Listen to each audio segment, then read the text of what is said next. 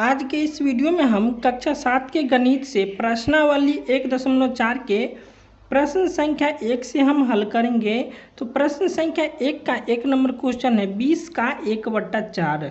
तो चलिए इस प्रश्न को हम हल करते हैं। लिखेंगे 20 का मतलब होता है गुना, तो गुने 1/4। अब 4 से हम 20 को काट देंगे, हो जाएगा 4 5 20। तो यहाँ पर कितना आंसर आ गया 5। अब प्रश्न संख्या 2 है 250/9 का 3/50। तो इसको हम लिखेंगे 250/9 और का मतलब होता है गुना, बट्टा हो जाएगा 3, बट्टा हो जाएगा 50। अब इसको हम काटेंगे, 3 तिया हो जाएगा 9 और 50 5 हो जाएगा 250। तो इसका आंसर आ गया कितना 5/3। अब प्रश्न संख्या 3 है 2.1/2 भागा 20/8। तो चलिए इसको हम हल करते हैं। तो यहाँ पर गुना कर लेंगे, 2 दूना 4 और 1 हो जाएगा 5, बट्टा में हो जाएगा 2 और भाग 20 और बट्टा हो जाएगा 8। अब इसको हम गुना में लाएंगे, यहाँ पर हो जाएगा 5/2 और गुने हो जाएगा, तो गुना में आएगा तो 8 ऊपर चला जाएगा और 20 नीचे आ जाएगा। अब इसको हम यहाँ से हम काट देंगे, 2 चौके 8 और हो जाएगा 5 चौके 20, तो 4 से 4 कट जाएगा। कितना आंसर आ जाएगा 1। अब प्रश्न संख्या 4 है 12/7 भागा 9/35। तो यहाँ पे लिखेंगे 12/7 और भाग में है, तो यहाँ पे हम गुना में लाएंगे तो हो जाएगा 35 ऊपर चला जाएगा और 9 नीचे आ जाएगा। अब यहाँ से हम काट देंगे, 7 5 35 और ये हो जाएगा 3 चौके 12 और 3 तिया 9। तो यहाँ पर इसका आंसर आ जाएगा 5 चौके 20 और बट्टा में हो जाएगा 3। अब प्रश्न संख्या 5 है 75/18 गुने 60/36।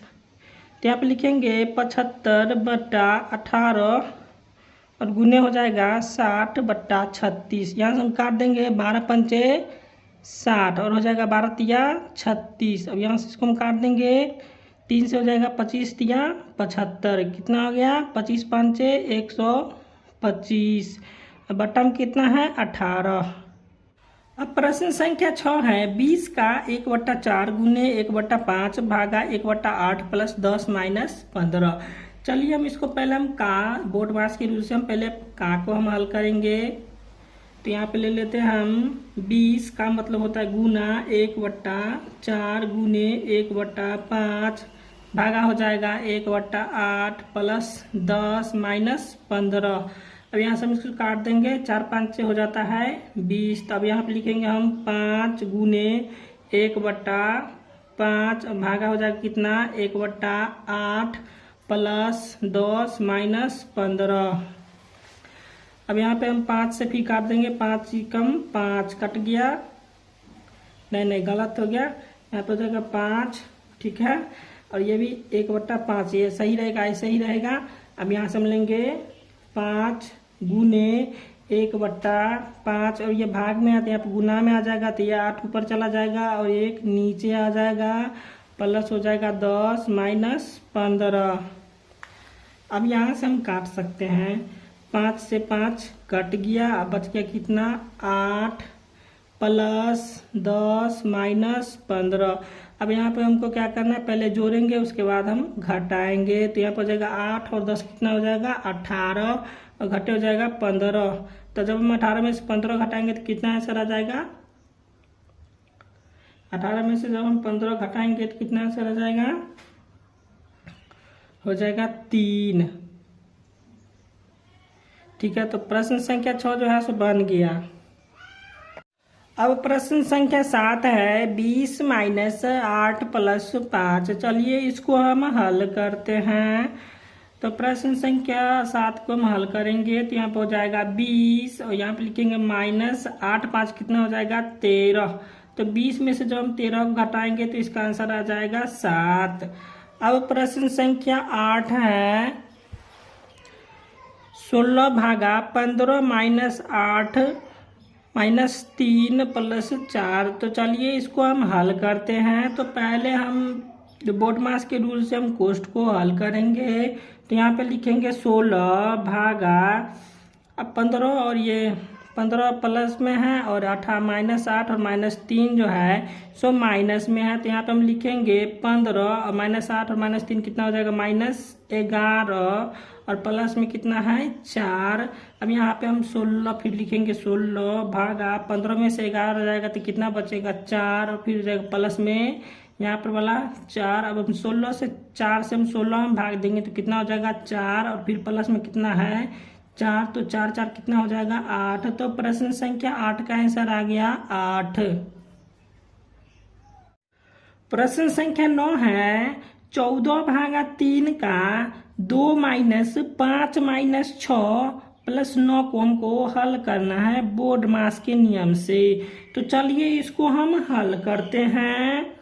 तो यहाँ पे लिखेंगे 14 भागा हो जाएगा 3 का, यहाँ पे लिखेंगे 2 और यहाँ पे हो जाएगा माइनस। अब यहाँ 5 में से 6 घटाएंगे कितना आ जाएगा 1 और यहाँ पे माइनस माइनस हो जाएगा प्लस हो जाएगा। उसके बाद यहाँ पे हम लिखेंगे वर्गा कोष्ठ +9। अब यहाँ पे हो जाएगा फिर 14 भागा, अब यहाँ पे 3 का मतलब होता है गुना। तो 3 दूना हो जाएगा कितना 3 दूना हो जाएगा 6, यहाँ पे लिखेंगे हम 6 और फिर हो जाएगा कितना प्लस में 1, ठीक है। उसके बाद है 9 और यहाँ पे लिखेंगे हम 14 भागा 6 में 1 जोड़ेंगे कितना हो जाएगा 6 में 1 जोड़ेंगे तो हो जाएगा 7। अब भागा हो जाएगा कितना 14 भागा 7 हो गया और प्लस में हो जाएगा 9, ठीक है। अब यहाँ पे हम लिखेंगे 14 से जब हम 7 में भाग देंगे तो यहाँ पे हो जाएगा 14 भागा 7, ठीक है। तो यहाँ पे लिखेंगे 7 दूना 14 अब प्लस में कितना हो जाएगा यहाँ पे है 9, तो ये 9 लिख दिए। अब यहाँ पे हम 2 और 9 को जोड़ेंगे तो कितना हो जाएगा 11। तो इसका आंसर आ गया कितना 11। अब प्रश्न संख्या 10 है 30 - 5 × 6 + 2 भागा 2। तो ये बोडमास के नियम पर आधारित है। चलिए इस प्रश्न को हम हल करते हैं। तो यहाँ पे हम लिखेंगे 30 फिर हो जाएगा माइनस, अब यहाँ पे उसको गुना करेंगे 5 × 6 = 30 और प्लस हो जाएगा कितना 2 और भागा में कितना है 2। अब यहाँ पे फिर हम लिखेंगे यहाँ पे जोड़ेंगे तो कितना हो जाएगा 30 और 2 हो जाएगा 32। तो यहाँ पे लिखेंगे हम 32, ठीक है। और इधर ये प्लस में है तो इधर आएगा तो हो जाएगा घटाव में, तो यहाँ पे लिखेंगे हम 30, ठीक है। अब यहाँ पे हम कोष्ठ बंद कर देंगे भागा 2। अब 32 में से जब हम 30 को घटाएंगे तो कितना आ जाएगा 2 और फिर भाग में कितना है 2। तो 2 से जब हम 2 को भाग देंगे तो कितना आंसर आ जाएगा 1। तो प्रश्न संख्या 10 भी बन गया। प्रश्न संख्या 2 है कोष्ठकों का प्रयोग कर निम्नलिखित प्रश्नों का गणितीय रूप दीजिए। तो प्रश्न संख्या 2 का 1 में है 5 और 15 के योग में 18 से भाग देना है। चलिए इस प्रश्न को हम कॉपी पर हल करेंगे। 5 और 15 के योग में क्या करना है 18 से भाग देना है। तो यहाँ पे हम लिखेंगे 5 और योग मतलब होता है जोड़, 5 और 15 के योग में कितना से भाग देना है 18 से। तो यहाँ पे लिखेंगे हम 18।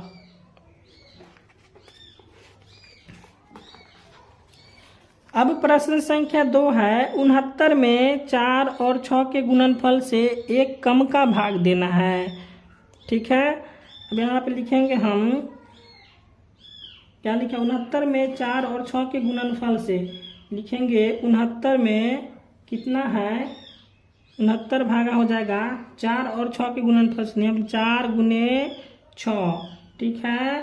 4 × 6 में कितना से एक कम से घटा देना है, ठीक है। तो यहाँ पर हम पहले ही घेर दिए क्योंकि गलत हो गया है, ठीक है। इसको हम फिर से लिखते हैं, यहाँ पे 2 हो जाएगा 69 में कितना से 69 में यहाँ पे लिखेंगे 69 भागा हो जाएगा 4 और 6 के गुणनफल से, यहाँ पे लिखेंगे 4 × 6, ठीक है। 4 × 6 एक कम से भाग देना, तो यहाँ पे लिखेंगे -1। अब प्रश्न संख्या 3 है। ठीक है, प्रश्न संख्या 3 है, राहुल ने अपनी 24 पेंसिल में से 4 को अपने पास रखकर शेष को अपने 5 साथियों में बराबर बांट दिए, तो प्रत्येक साथी को कितने पेंसिल मिले? तो यहाँ पे हम लिखेंगे राहुल को कितने पेंसिल मिले थे? 24। तो यहाँ पे लिखेंगे 24 और प्रत्येक साथी को कितने पेंसिल दिए? 4। पेंसिल में से 4 को अपने पास में रख लिए। यहाँ पे लिखेंगे 24 पेंसिल, राहुल ने अपने पास में 24 पेंसिल में से 4 पेंसिल अपने पास में रख लिए। तो यहाँ तक हो गया। अब यहाँ पे क्या है, शेष पास में रखकर शेष को 5 साथियों में बराबर भाग में बांट दिया। तो यहाँ पे लिखेंगे भागा 5 बराबर हो जाएगा कितना? 4। ठीक है, अब प्रश्न संख्या 4 है। प्रश्न संख्या 4 है, 25 तथा 5 के योग से एक अधिक का 124 में भाग देना है। तो यहाँ पे लिखेंगे 124। ठीक है, 124 भागा हो जाएगा 124 भागा हो जाएगा 124 भागा हो जाएगा 25 प्लस 5, 25 प्लस 5 प्लस 1। ठीक है, अब कैसे है वो भी हम बता देते हैं। तो 25 क्या लिखा होता है? 124 से भाग देना है और 25 तथा 5 के योग थे। 25 और योग मतलब होता है जोड़, तो 25 तथा 5 के योग से एक अधिक, तो यहाँ पर हो जाएगा एक अधिक। ठीक है, अब प्रश्न संख्या 5 है। ठीक है, अब प्रश्न संख्या 5 है, 2 तथा 4 के गुणनफल से 2 कम का 9 से गुना कर गुणनफल में 6 से भाग देना है। तो चलिए इसको हम लिखते हैं। ठीक है, अब यहाँ पे लिखेंगे हम 2 गुने 4। ठीक है, 2 गुने 4 के गुणनफल से, ठीक है, 2 कम का 9 से गुना कर 2 कम से, ठीक ना, 2 कम से। ठीक है, 2 कम से अब क्या करना है, 2 कम से 9 का 9 भागा हो जाएगा कितना? 6। ठीक है, प्रश्न संख्या 5 भी बन गया।